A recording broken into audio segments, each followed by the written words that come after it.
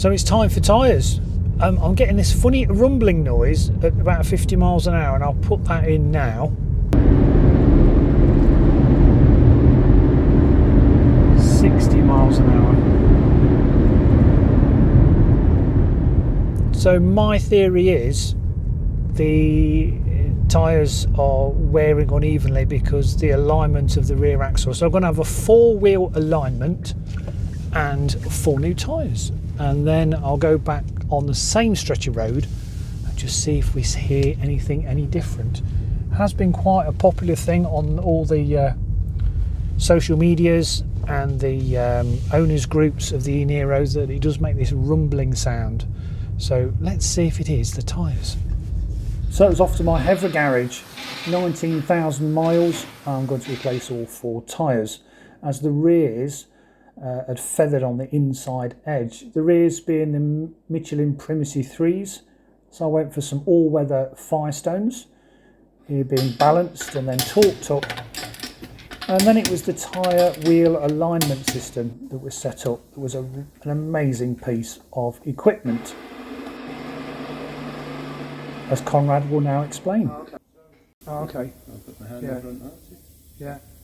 So what it does is the reason the ones on the back is they're further away, so they come up the same size on this target. Right. So that then basically what you get is it basically draws a string in computer program.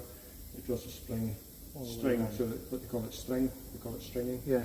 And all these dots have got millions of other wee dots inside them, so it can tell exactly to the fraction.